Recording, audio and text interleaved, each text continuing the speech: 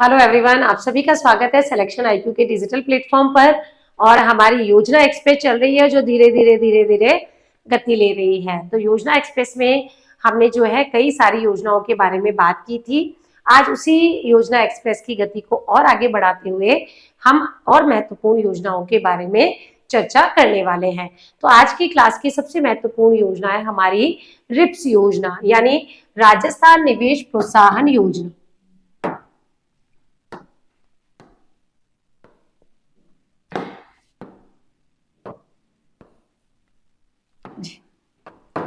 राजस्थान निवेश प्रोत्साहन योजना, राजस्थान इन्वेस्टमेंट प्रमोशन स्कीम, जिसे हम शॉर्ट्स में कहते हैं रिप्स 2024, एक बहुत ही महत्वपूर्ण योजना है राजस्थान में उद्योग और निवेश क्षेत्र की। यदि हम इस योजना की बात करें तो यहाँ पर कुछ चीजें हमें बेसिकली पता होनी चाहिए, क्योंकि ये एक तो योजना बहुत इंपॉर्टेंट है, दूसरा ये जो है राजस्थान की आर्थिक समीक्षा 2024-25 में भी इसकी डिटेल मिलती है। तो इसकी शुरुआत कब से हुई, तो अगर हम बात करें कि इसका प्रारंभ, तो प्रारंभ जो है वो आपको ध्यान रखना है क्योंकि इसकी डेट पूछी जा सकती है, और वो है 8 अक्टूबर 2024। 8 अक्टूबर 2024 को इसकी शुरुआत हुई थी। किस दौरान, तो आपको ध्यान रखना है इस समय चल रहा था क्या जी, तो राइजिंग राजस्थान समिट। ठीक है, तो राइजिंग राजस्थान ग्लोबल समिट के दौरान, तो अगर हो सकता है ये वाला fact they they, global summit 2024 के दौरान, समिट 2024 के दौरान। क्लियर है? तो कोई सा भी इसमें स्टेटमेंट दे, या तो डेट से पूछे या तो ये पूछे, आपको दोनों को ही क्या करना है जी, करेक्ट करना है। अब आपको ध्यान रखना है योजना का उद्देश्य क्या है। ठीक है, तो अगर हम योजना के उद्देश्य की बात करें तो इस योजना का जो उद्देश्य है वो राज्य में सतत विकास को और साथ ही किसको, आर्थिक विकास को या रोजगार को बढ़ावा देना। तो राज्य में सतत आर्थिक विकास, सस्टेनेबल इकोनॉमिक डेवलपमेंट व रोजगार को बढ़ावा देना, और रोजगार को बढ़ावा देना है, आर्थिक विकास को बढ़ावा देना है, तो इसके लिए क्या करना पड़ेगा जी, निवेश को बढ़ाना पड़ेगा। तो आपको ध्यान रखना है रोजगार और ध्यान रखना है आर्थिक विकास, और इन दोनों को कब बढ़ाया जा सकेगा, तो जब हम क्या करेंगे, निवेश को बढ़ाएंगे। तो इस स्थिति के लिए हमें क्या ध्यान रखना है कि भाई आपको नवाचार को बढ़ाना है, औद्योगिक विकास को बढ़ाना है, और ऐसा ही नहीं सिर्फ आप विकास विकास करे जाए और पर्यावरणीय घटकों की अनदेखी कर दे। ठीक है, तो ऐसा भी नहीं करना है। तो इसमें आपको औद्योगिक विकास, नवाचार, इनोवेशन, हरित विकास, यानी ऐसा विकास जिससे क्या हो, आप पर्यावरणीय घटकों को भी साथ लेके चले, तथा पर्यावरणीय स्थिरता, पर्यावरणीय स्थिरता को प्रोत्साहन देना, ये इसका उद्देश्य है। तो ये आपको ध्यान रखना है कि इस योजना का उद्देश्य क्या है। यहां से आपसे प्रश्न पूछा जा सकता है, या हम बोले तो राजस्थान को औद्योगिकीकरण के रूप में एक अग्रणीय राज्य के रूप में स्थापित करना, या राजस्थान को औद्योगिकीकरण के रूप में अग्रणीय स्थान पर लाना, या अग्रणीय स्थान या अग्रणीय राज्य के रूप में स्थापित करना, के रूप में स्थापित करना। तो ये क्या है, इसके उद्देश्य है। योजना को बहुत आराम से पढ़ेंगे, इंपॉर्टेंट योजना है। ठीक है, तो ये तो क्या है, आपको दो तीन चीजें ध्यान रखनी है। एक तो 8 अक्टूबर, एक औद्योगिक विकास, रोजगार, ठीक है, या हम बोले तो पर्यावरणीय स्थिरता, या औद्योगिकरण में अग्रणीय राज्य के रूप में स्थापित कर। तो ये तो बहुत ही बेसिक सी चीजें हैं जो आपको ध्यान रखनी है। अब इसके प्रावधान के बारे में बात करेंगे क्योंकि इसके कई महत्वपूर्ण प्रावधान भी हैं। तो अब बात करते हैं इस योजना के महत्वपूर्ण प्रावधान या प्रोविजंस के मामले बारे में, जो कि आपसे एग्जाम में पूछे जा सकते हैं और आरएस मुख्य परीक्षा में तो ये जो है वो आपसे 10 मार्कर में भी पूछा जा सकता है। तो आपको यहाँ क्या ध्यान रखना है कि भैया यहाँ पर 7 वर्ष तक राज्य करों में 75% तक निवेश सब्सिडी दी जाएगी। तो आपको क्या ध्यान रखना है, 7 वर्षों के लिए 7 वर्षों के लिए राज्य करों में 75% तक निवेश सब्सिडी प्रदान की जाएगी। यानी आप निवेश करेंगे तो उस पर आपको सब्सिडी प्रदान करने का प्रोविजन रखा गया है। कितने वर्षों के लिए, 7 वर्षों तक।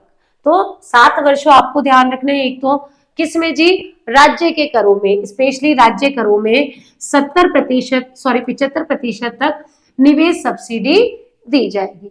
कितने निवेश पर दी जाएगी ये भी आपको ध्यान रखना है। तो 2 चीजें ध्यान रखना, कितने निवेश पर दी जाएगी, ठीक है। तो यहाँ पर 2 अलग अलग क्षेत्र हैं, तो आपको ध्यान रखना निवेश की बात। तो यहाँ पर 2 क्षेत्र है, एक है विनिर्माण क्षेत्र और एक है सेवा क्षेत्र। विनिर्माण क्षेत्र और एक होता है आपका सेवा क्षेत्र। तो अगर हम बात करें विनिर्माण यानी मैन्युफैक्चरिंग इंडस्ट्री की, तो मैन्युफैक्चरिंग इंडस्ट्री में अगर आप 50 करोड़ प्लस का निवेश करते हैं या सेवा क्षेत्र में 75 करोड़ से प्लस निवेश करते हैं, तो आपको 7 वर्षों के लिए राज्य करों में 75% तक निवेश सब्सिडी प्रदान की जाएगी। ये बहुत ही इंपॉर्टेंट है, आपको ध्यान रखना है। अगर आप कोई कॉमर्शियल प्रोडक्शन स्टार्ट करना चाह रहे हैं, मान लीजिए कि आप ई व्हीकल का प्रोडक्शन स्टार्ट करना चाह रहे हैं, ठीक है, तो प्रोडक्शन प्रारंभ होने के 10 वर्षों तक पूंजीगत सब्सिडी या टर्नओवर में से जुड़े भी कुछ प्रोविजन इसके तहत किए गए हैं। तो ये भी आपको ध्यान रखना है कि यदि आप वाणिज्यिक उत्पादन कॉमर्शियल प्रोडक्शन प्रारंभ करने से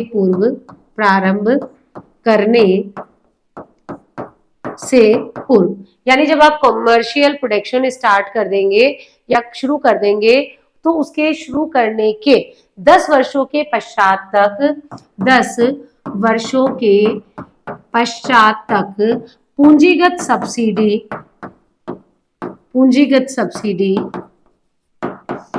सब्सिडी व टर्नओवर से जुड़े प्रोत्साहन प्रदान किए जाएंगे। ये भी ध्यान रखना, 10 वर्ष के बाद तक दिए जाएंगे, कॉमर्शियल प्रोडक्शन स्टार्ट होने के बाद, और क्या दिए जाएंगे, तो पूंजीगत। और यहीं से पूछा गया था वीडियो के एग्जाम में प्रश्न। अतिरिक्त प्रोत्साहन में विनिर्माण के लिए नियोक्ता बूस्टर और थ्रस्ट बूस्टर तथा रीजनल व सेक्टोरल एंकर इकाइयों हेतु एंकर बूस्टर भी शामिल किए गए हैं। और यहीं से पूछा गया था वीडियो एग्जाम में इतना डीपली प्रश्न। तो आपको लग रहा हो ना मैम इतने प्रोविजंस क्यों पढ़ा रहे हो, सोचो वीडियो जैसे एग्जाम में इतना डीपली प्रोविजन पूछ लिया तो आरएस में तो पूछा ही जा सकता है ना, ठीक है। तो आपको ध्यान रखना है विनिर्माण क्षेत्र के लिए, विनिर्माण क्षेत्र यानी मैन्युफैक्चरिंग इंडस्ट्री, तो विनिर्माण क्षेत्र के लिए नियोक्ता बूस्टर, ठीक है, के लिए नियोक्ता बूस्टर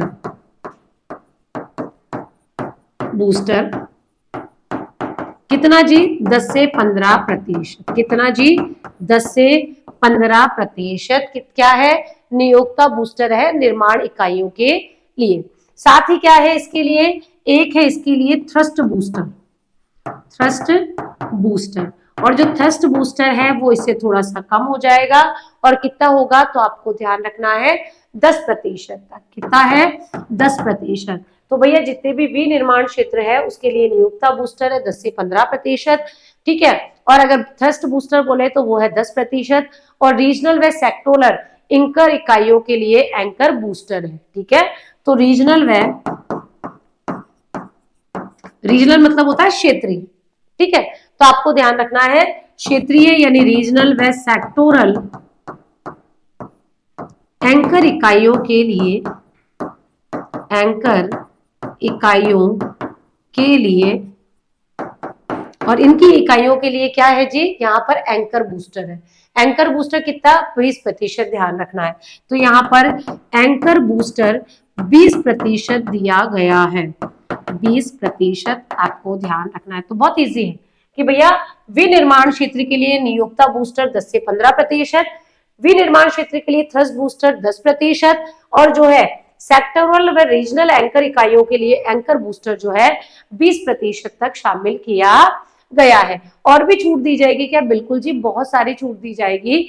तो कौन कौन सी छूट है? तो आपको प्रमुख छूटें ध्यान रखनी है, प्रमुख छूटें कि कौन कौन सी छूट। भाई एक तो विद्युत शुल्क में छूट दी जाएगी, कितना प्रतिशत? 100% तक, ठीक है। तो विद्युत शुल्क में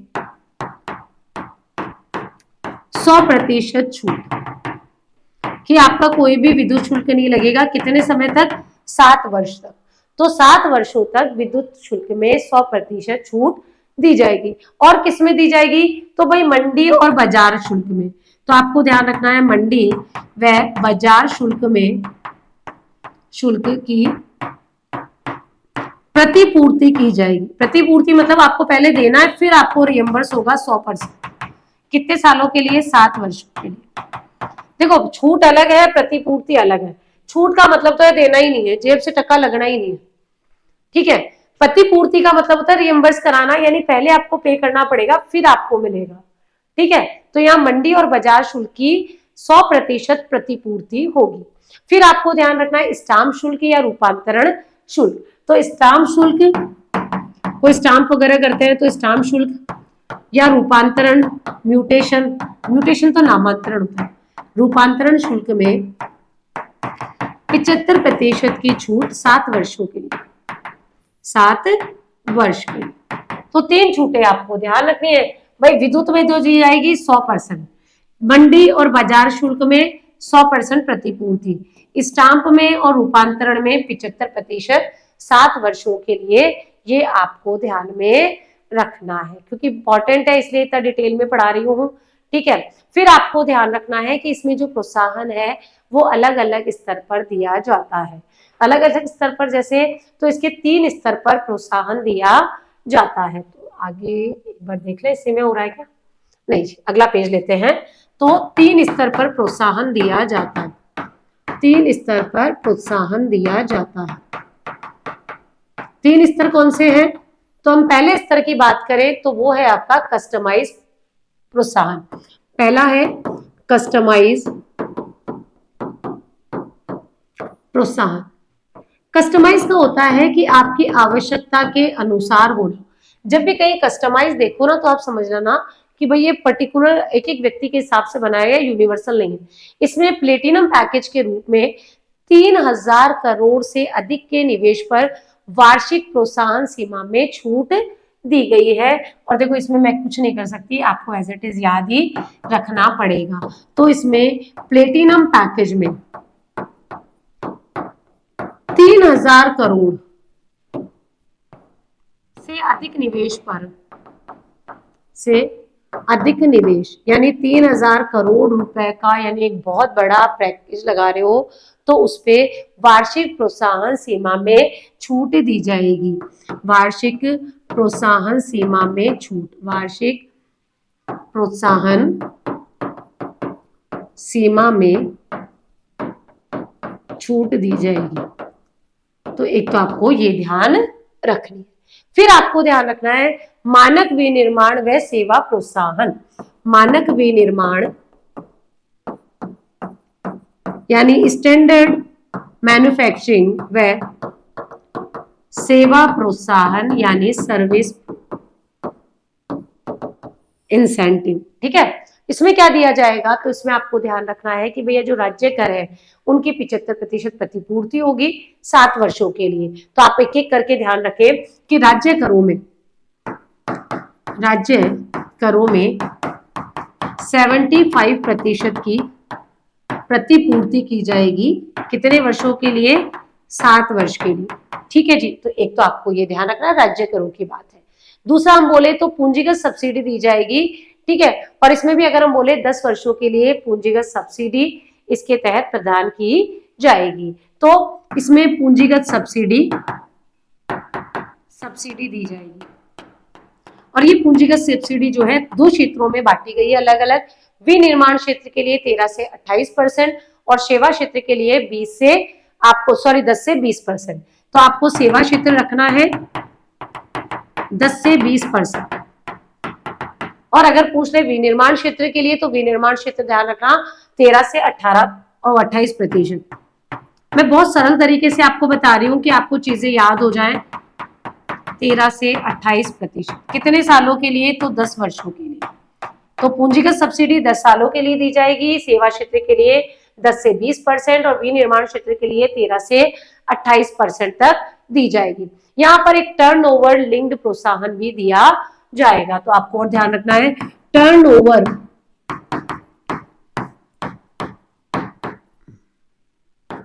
लिंक्ड प्रोत्साहन मतलब आपके टर्नओवर को कनेक्ट करते हुए यहाँ पर प्रोत्साहन दिया जाएगा।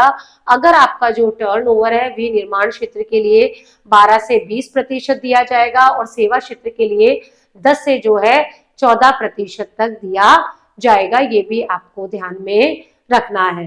तो सेवा क्षेत्र के लिए 10 से 14%, 10 से 14% ध्यान रखना है।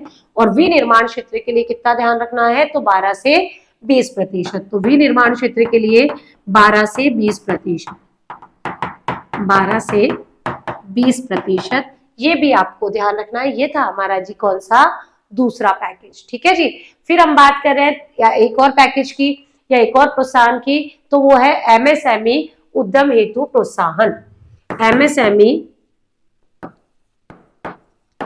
उद्यम हेतु प्रोत्साहन कि एमएसएमई के लिए क्या क्या किया जाएगा। महत्वपूर्ण योजना है, बहुत डिटेल में इसीलिए पढ़ा रही हूँ, अगेन बोल रही हूँ। इसमें क्या होगा? इसमें कोई न्यूनतम निवेश जरूरी नहीं है। 7 वर्ष तक जो है 3 से 6% ब्याज भुगतान दिया जाएगा। आपको ध्यान रखना है। तो ब्याज भुगतान या हम बोल सकते हैं ब्याज अनुदान। कितने वर्ष के लिए? तो 7 वर्षों के लिए 3 से 6%। तो ब्याज अनुदान 3 से 6% दिया जाएगा। कितने वर्षों के लिए? 7 वर्षों के लिए। ठीक है जी। और क्या दिया जाएगा? 75% जो है एसजीएसटी की प्रतिपूर्ति दी जाएगी। तो एसजीएसटी की प्रतिपूर्ति, और ये कितनी है? 75%। कितने सालों के लिए? तो भाई 10 वर्षों के लिए। यानी 10 वर्षों तक आपको एसजीएसटी जमा कराना है, लेकिन वो रियम्बर्स हो जाएगा। ये भी आपको ध्यान में रखना है, ये आपसे पूछा जा सकता है। ठीक है। और क्या किया जाएगा? तो और इसमें जो है अन्य प्रोत्साहन दिए जाएंगे। किसके लिए? तो वो दिए जाएंगे औद्योगिक अवसंरचना प्रोत्साहन। औद्योगिक अवसंरचना होती है इंफ्रास्ट्रक्चर, औद्योगिक इंफ्रा प्रोत्साहन। इंफ्रा प्रोत्साहन मतलब आप क्या कर रहे हो? आधारभूत ढांचे के लिए काम कर रहे हो। तो अगर कोई भी औद्योगिक पार्क बनेगा या कंटेनर फ्रेट स्टेशन बनेंगे, उनको भी इसमें शामिल किया गया है। तो कोई भी अगर वेयर हाउस बनेगा तो उसके लिए भी कुछ बेनिफिट्स दिए जाएंगे।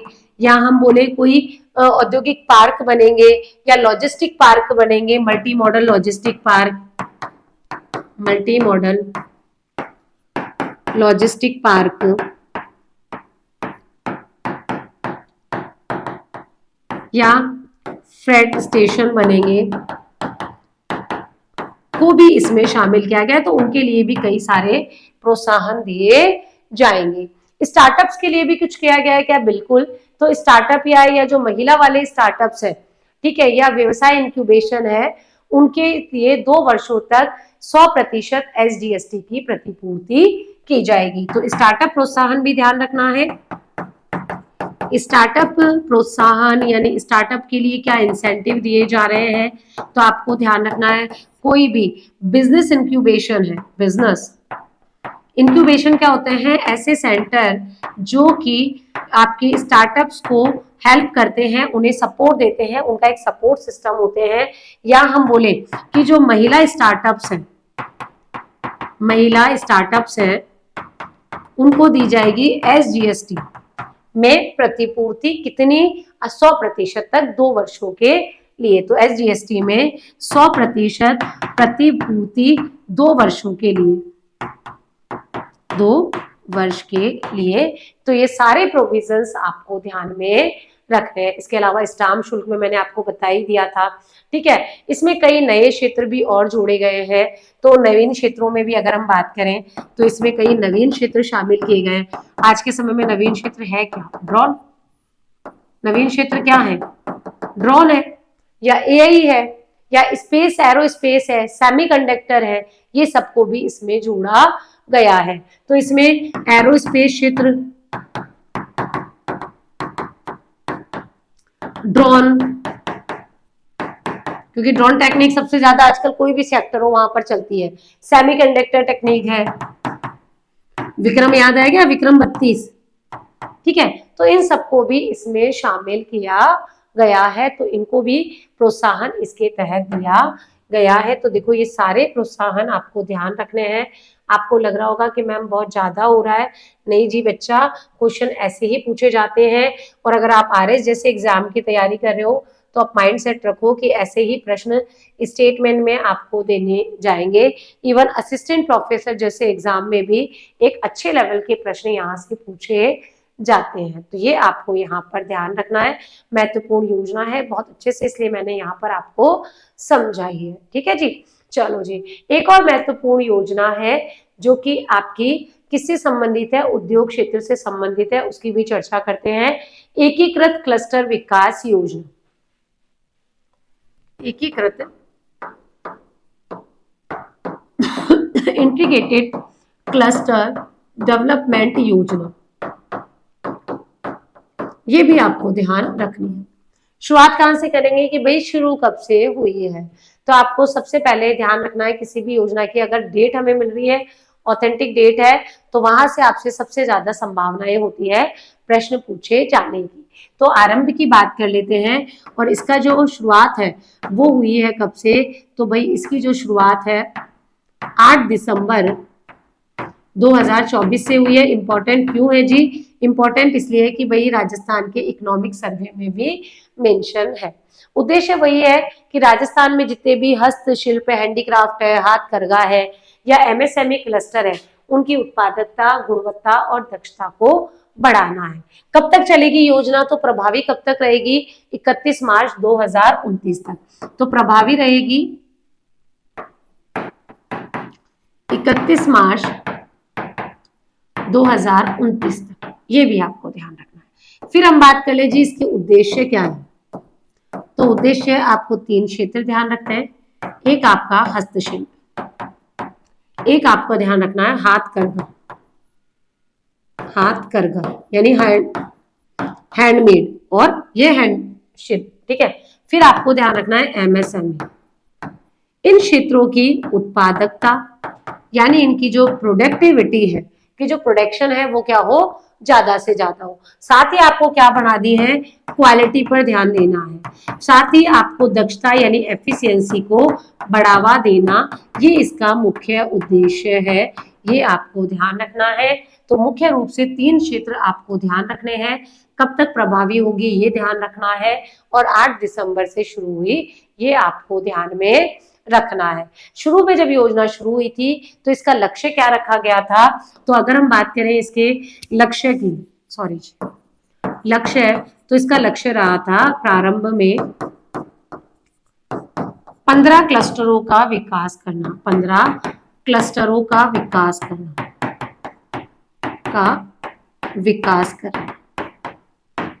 तो प्रारंभ में कई बार ऐसे भी स्टेटमेंट दिए जाते हैं कि प्रारंभ में कितने क्लस्टर बनाने थे, तो प्रारंभ में जो 15 क्लस्टर है उनको विकसित करने का क्या रखा था, इसमें लक्ष्य रखा गया था। अब हम बात करें इसके प्रमुख घटक की कि इस योजना के घटक क्या हैं। तो इसके घटक में पहले आपको ध्यान रखना है कि वह जो कारीगर है, जो हस्तशिल्प है, जो बुनकर है, उनके क्लस्टर को सहायता दे। ठीक है, तो कारीगर, बुनकर व हस्तशिल्प क्लस्टरों को राज्य सरकार द्वारा सहायता देना। कि भाई जो ऑलरेडी स्टैब्लिश है पहले तो आप उनको सहायता दो। देगा कौन भैया? राज्य सरकार ये हेल्प करेगी। दूसरा क्या है, इसमें भी यदि हम बात करें तो इसमें क्या सहायता देगी सरकार? सरकार जो है इनको 30 लाख रुपए तक की सहायता देगी। किसके लिए? कौशल विकास के लिए, डिजाइन के लिए, पैकेजिंग के लिए, मार्केटिंग के लिए, जो ट्रेनिंग होते हैं, एक्सपोजर विजिट होती है, या जो हम सर्टिफिकेशन कराते हैं उनके लिए।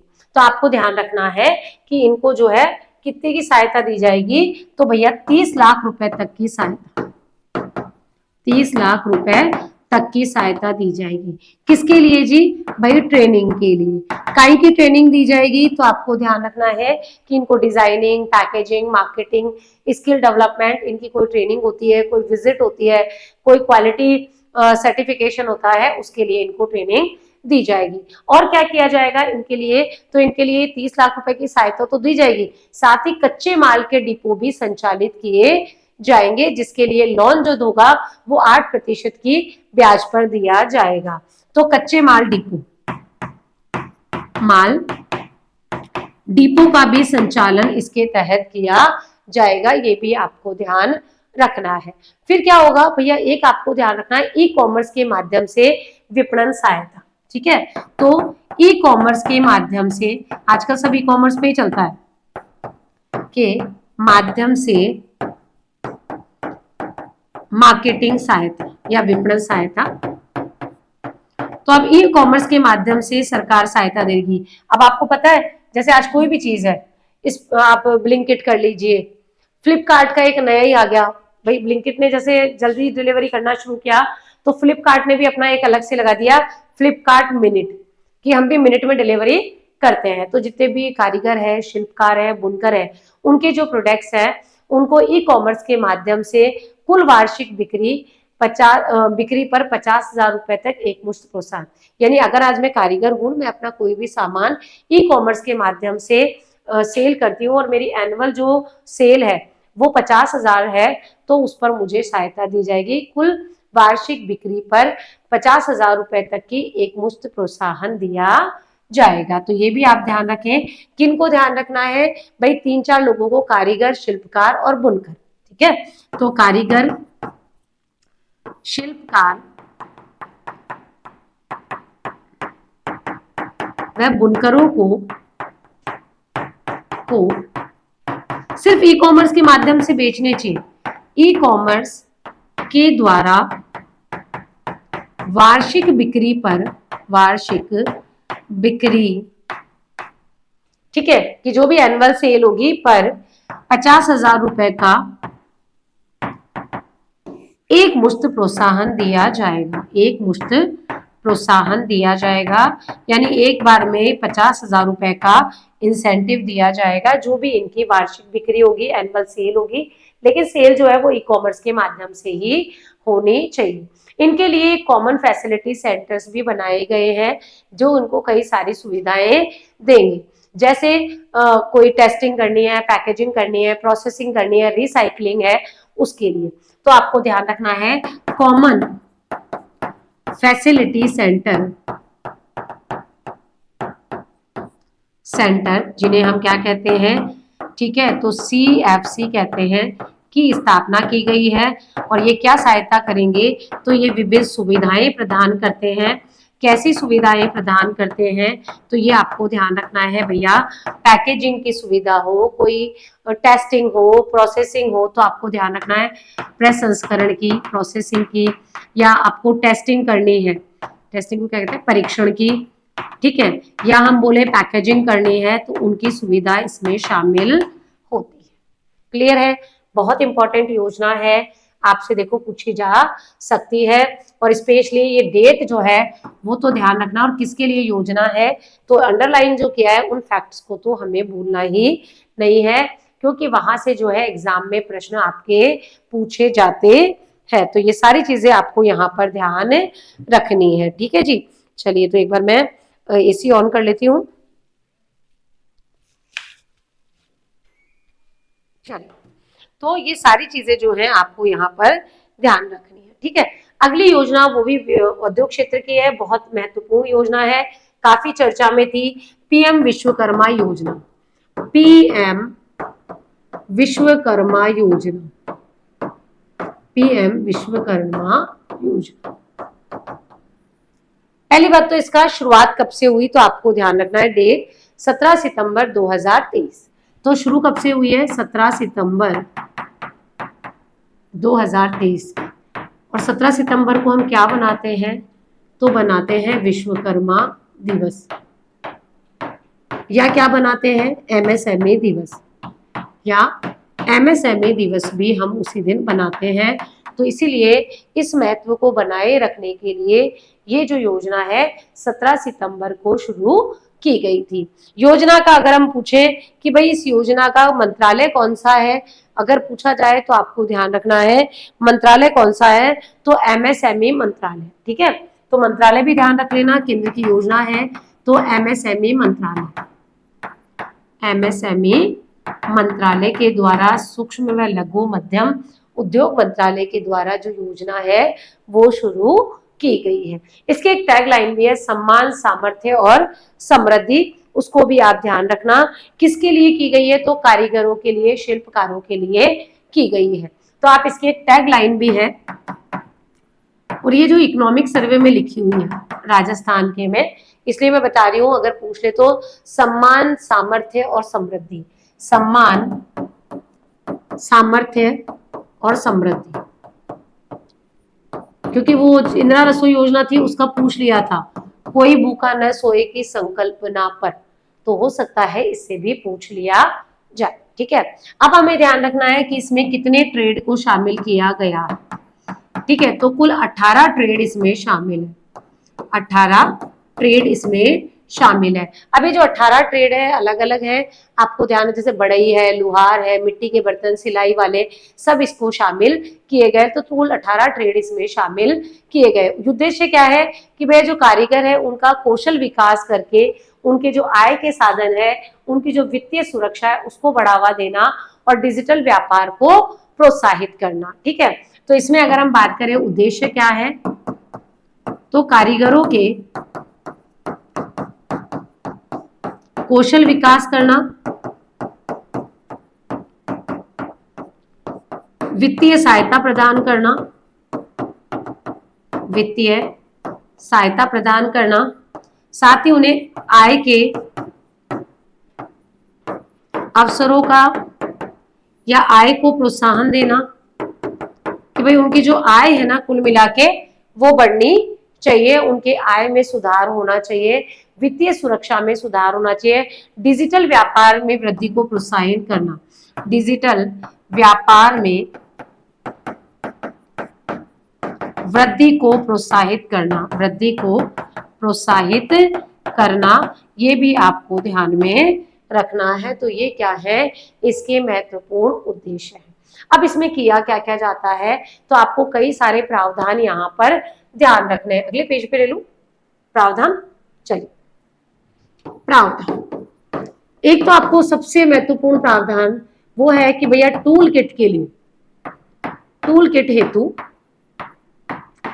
15,000 रुपए दिए जाते हैं। ये तो रटा हुआ होना ही चाहिए, छोटे एग्जाम में तो इतने से ही काम हो जाता है कि भाई जो टूल किट है या कोई उपकरण है, उपकरण खरीद हेतु क्या दिए जाते हैं जी 15,000 रुपए इसके तहत सहायता दी जाती है। ट्रेनिंग भी दी जाती है क्या, बिल्कुल। तो इसमें जो है कौशल संवर्धन प्रशिक्षण भी दिया जाता है, कौशल संवर्धन प्रशिक्षण दिया जाता है। तो कौशल संवर्धन प्रशिक्षण जो है वो इसके तहत प्रदान किया जाता है। डेली 500 रुपए का स्टाइपेंड दिया जाता है, 5 से 7 दिन का बुनियादी प्रशिक्षण और 15 दिन का उन्नत प्रशिक्षण यानी एडवांस ट्रेनिंग दी जाती है। तो ट्रेनिंग जो है 2 प्रकार से दी जाती है, 5 से 7 दिन का तो बेसिक कोर्स यानी बुनियादी प्रशिक्षण